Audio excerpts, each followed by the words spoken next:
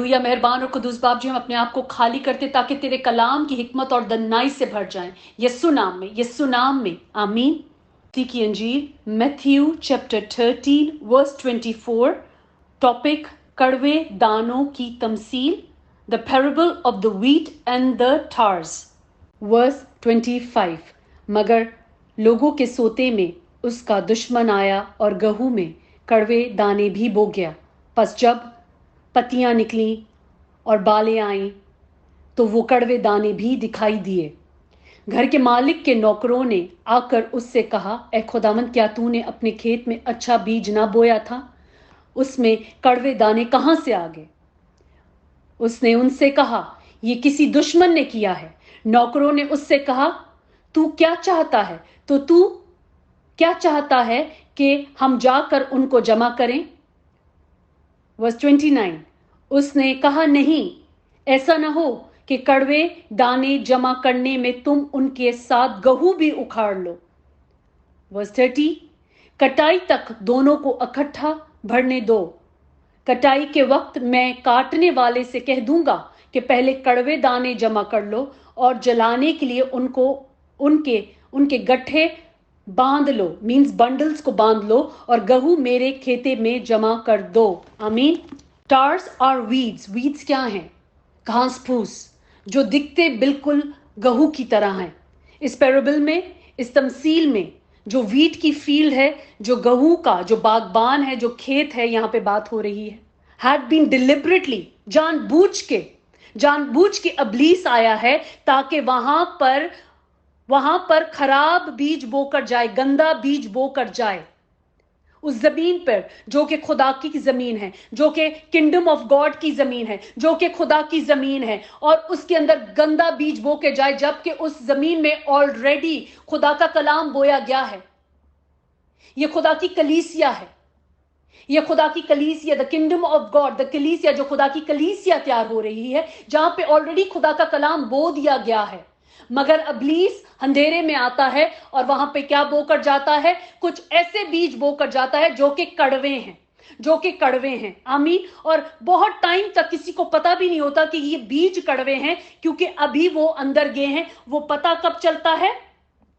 बस जब पत्तियां निकली और बालें आई तो वो कड़वे दाने भी दिखाई देने लगे, वो उस वक्त उस तरह ऐसे मिल गए थे जैसे वो उन्हीं के जैसे हैं। वो वीट की तरह हैं, वो गहू दिखने लग गए थे। मगर जब उगने लगे तो दिखने लगे कि नहीं, ये तो गहू है ही नहीं, ये तो इब्लीस ने आकर चोरी में अपने चोर के बीज बोकर गया है। आमीन। किंगडम ऑफ हेवन, यहां पे उसको बताया गया कि बादशाही उस आदमी की मानद है, a man who so good seed. खुदा की बादशाही उस आदमी की मानद है जिसमें अच्छा बीज कलाम का बो दिया गया है। एनिमी स्नीक करता है, आता है रात के वक्त, खास वक्त लिखा है रात के वक्त, मतलब कि उस वक्त हम जब अपने आप को ये सोचते हैं कि हम सही चल रहे हैं, मगर इब्लीस वो मौका ढूंढना चाहता है, वो मौके की तलाश में है। हमें उसको मौका नहीं देना है। हमारे चौगिर्द भी ऐसे लोग हैं, हमें इसलिए डिसर्नमेंट ऑफ स्पिरिट का कहा गया है कि हम उनके जैसे मिलकर उन जैसे ना होने लग जाएं, उनकी उन रवायतों को, उन बातों को अपनी जिंदगी में लेने ना लग जाएं। आमीन। खुदावंद हमें हिकमत दे, खुदावंद हमें दनाई दे, खुदावंद हमें समझ दे, डिसर्नमेंट ऑफ स्पिरिट दे। Praise the Lord. बस जब पत्ते निकले और बालें आई तो कड़वे बीज भी दिखाई देने लगे। वो दोनों जब बोए गए, जब सो किए गए हैं, अच्छा बीज, खुदा का बीज जो ऑलरेडी मौजूद था, और रात में आके इब्लीस ने उस वक्त में आके कड़वा बीज बोया। जब वो निकली तो पत्ते निकले और बालें आई। जब वो एक साथ निकले तो पता चला कि कड़वा भी दिखाई देने लग गया। अब इंसान के कामों में हम अक्सर ये बात सोचते हैं कि ये तो खुदा में चल रहा है, इसमें ऐसी बातें कहां से हैं? अक्सर हमें लोगों में 19-20 जरूर दिखता है, वो कहां से आ जाता है? और इसी तरह हम चर्चेस में जाते हैं या कलीसिया में जाते हैं या मसीही लोगों के अंदर बैठते हैं, और उनके अंदर कुछ ऐसे लोग भी हमें दिख रहे होते हैं जो उठते बैठते तो उनके साथ हैं, मगर उनकी जिंदगी के तौर तरीके बिल्कुल अलग होते हैं। वो कैसे होते हैं? वो कौन सा फल होता है उनमें? وہ کون سا پھل ہوتا ہے ہم میں پھر؟ وہ کون سا کڑوا بیج ہے جو ابلیس بو کر چلا گیا ہے؟ اور اب اس بیج کو ہم کس طرح نکالیں؟ جب جو فارمر ہوتا ہے وہ نارملی کچھ ایسی اسٹرانگ دوائیاں استعمال کرتا ہے اس گھاس پھوس کو جلانے کے لیے، نکالنے کے لیے. تو ہمارے پاس کیا ہے؟ ہمارے پاس خدا کا کلام جو ہتھیار ہے، ہمیں وہ استعمال کرنا ہے. ہم جتنا کلام کی گہرائی میں جائیں گے، وہ باتیں، وہ جو ابلیس نے بیج کڑوا بویا ہے، وہ جاتا جائے گا، وہ پیچھے ہوتا جائے گا. آمین. ورس 27، گھر کے مالک کے نوکروں نے آ کر اس سے کہا، اے خداوند، کیا تو نے اپنے کھیتوں میں اچھا بیج نہ بویا تھا؟ اس میں کڑوا دانہ کہاں سے آ گیا؟ اگر خدا کی کلیسیا ہے اور خدا کے لوگ ہیں اور جن میں خدا کا کلام جا رہا ہے، تو وہ کڑوے دانے اور وہ دوسری باتیں کہاں سے آ رہی ہیں؟ فرشتوں نے خداوند سے یہ پوچھا. 28، اس نے ان سے کہا، یہ کسی دشمن نے کیا ہے. دشمن کون ہے؟ ہمارا دشمن کون ہے؟ خدا کی کلام کا دشمن کون ہے؟ کون ہمارے اگینسٹ کھڑا ہوتا ہے؟ کون خدا کے اگینسٹ کھڑا ہے؟ ابلیس، وہ پرانا شیطان. نوکروں نے اس سے کہا، تو کیا چاہتا ہے کہ ہم جا کر ان کو جمع کریں؟ ابھی انہوں نے پرمیشن مانگی نوکروں نے مالک سے کہ ہم کیا کریں، ان کو جا کے جمع کر لیں، گندے کڑوے دانوں کو نکال دیں. 29، اس نے کہا، نہیں، ایسا نہ ہو کہ کڑوے دانے جمع کرنے میں تم ان کے ساتھ گہو بھی اکھاڑ لو. I mean, this is how much he cares for us. This is how much he cares for us. ایسا نہ ہو کہ جب وہ آئیں اور ہمارے ان کڑوے بیجوں کو ہمارے چوگٹ سے، ہمارے اندر سے اور باہر سے نکالنے لگے، کہیں ہماری کسی پھل کو ہاتھ نہ لگا دے، کیونکہ وہ کافی جڑوں میں گھس چکے ہیں. ورس 30، کٹائی تک دونوں کو اکٹھا بڑھنے دو، اور کٹائی کے وقت میں کاٹنے والے سے کہہ دوں گا، پہلے کڑوے دانے جمع کر لو اور جلانے کے لیے ان کو گاٹھے باندھ لو اور گہو میرے کھتے میں جمع کر دو. آمین.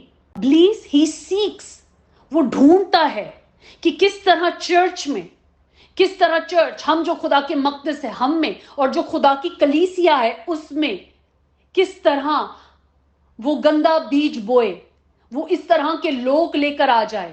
They are people who are there planted.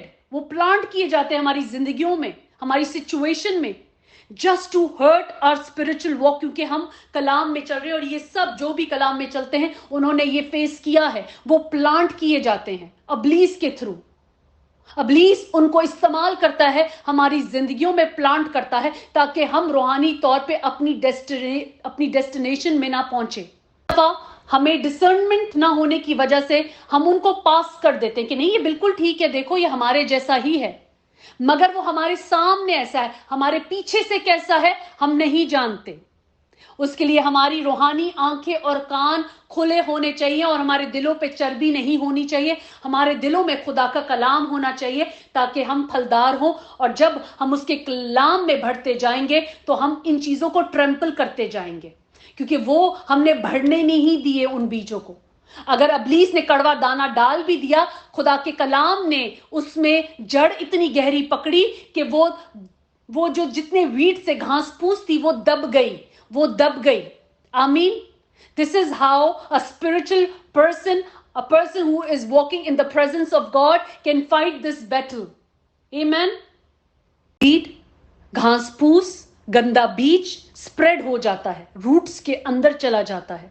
تو جو گہو ہوتا ہے فیلڈ میں، تو ان کو نکالنے میں بڑا دھیان لگانا پڑتا ہے. جو بیچارے نکال رہے ہوتے ہیں ان کو بڑے دھیان سے نکالنا پڑتا ہے، کیونکہ رسک آف ڈیمیجنگ ہوتا ہے کس کو؟ گہو کو، ویٹ کو، اور بیونڈ ریپیئر ہوتا ہے. اگر ایسا نہ ہوتا تو خداوند نہیں کہتے اپنے سرونٹس کو، اس سے کہا، نہیں، ایسا نہ ہو کہ کڑوے دانے جمع کرنے میں تم ان کے ساتھ گہو بھی اکھاڑ لو.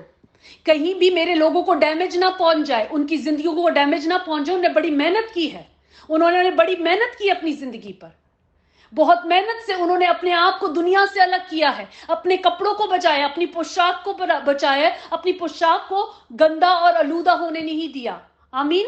یہاں پہ جن سرونٹ کی بات کہی گئی ہے، they continue to water and care for both the plants equally until the time of harvest. اب دیکھو دنیا میں، اگر ہم دنیا کو دیکھیں، اچھے اور برے لوگ دونوں رہ رہے ہیں. دھوپ، رات، می خدا کا سب لوگوں پر وقت پر آ رہا ہے. بارش برستی ہے، دونوں پہ برستی ہے. سن آتا ہے، سورج آتا ہے، دونوں پہ چمکتا ہے. खाना सबको मिल रहा है, घर सबके पास है। अब यहां पर कलाम की ये बात हमें समझ आती है कि खुदावन ने क्या कहा, काटने की कटाई तक दोनों को इकट्ठा बढ़ने दो। अच्छे और बुरे लोग दोनों इकट्ठा बढ़ रहे हैं। कटाई के वक्त मैं काटने वाले से कह दूंगा, खुदावन जो काट रहा होगा उस वक्त कटाई कर रहा होगा, वो खुदावंद उनको कह देंगे कि पहले कड़वे दाने जमा कर लो। वो जो गुनाह में अपनी जिंदगी को गुजार रहे हैं, वो जिन्होंने गुनाह अपने ऊपर हावी कर दिया है, उन्होंने उस बीज में चलना बराबर समझा जो कि इब्लीस ने बोया गया है, जबकि कलाम उनके सामने था। जब खुदा का कलाम उनके सामने था, वो फिर भी इब्लीस के उस कड़वे बीज में ज्यादा मुतमईन थे उस जिंदगी में। उनको फिर जमा कर जलाने के लिए उनको गट्ठे बांध लो और गहू को, और जो उसके लोग हैं, जो गहू हैं, मेरे खेते में जमा कर दो। और खुदा का खेता क्या है? किंगडम ऑफ हेवन में जमा कर दो। Praise the Lord, praise the Lord. मैंने ये बात बहुत दफा सुनी है और मुझसे पूछी गई है। Question has been asked many times, मैंने सुना है, और एक वक्त में ये मेरा भी सवाल था जब तक खुदा के कलाम को सही से पढ़ा नहीं था और उसकी समझ नहीं थी कि अगर खुदावंद अपने लोगों को, उनका ध्यान रखता है, उनको, उनका बागबान है वो, उनका शेपर्ड है वो, तो दूसरे लोग इतने बरोमंद क्यों हो रहे हैं? सो आज उस सवाल का जवाब इस कलाम में है। खुदा नहीं चाहता कहीं उस घास फूस को निकालने में रास्तबाज ना उखड़ जाए, उनको कोई तकलीफ ना पहुंचे। खुदा सबको मौका दे रहा है कि हम अपनी जिंदगियों को बदल दें। उस दिन से पहले दो चीजें हो सकती हैं, या तो मौत आ सकती है, या तो हार्वेस्ट का दिन पहले आ सकता है। तो अगर दोनों में हमें अपनी प्रिपरेशन पूरी रखनी है, प्रेज द लॉर्ड। खुदावंद हम तेरे कलाम के लिए शुक्रगुजारी करते हैं बाप जी, कि यीशु नाम में बाप जी तेरा जिंदा कलाम हमें सिखाता है, हमें बताता है और हमारी जिंदगी के रास्तों को बदलता है। बाप जी आज का कलाम हम सब की जिंदगियों में 30, 60 और 100 गुना फल लेकर आए, यीशु नाम में, आमीन।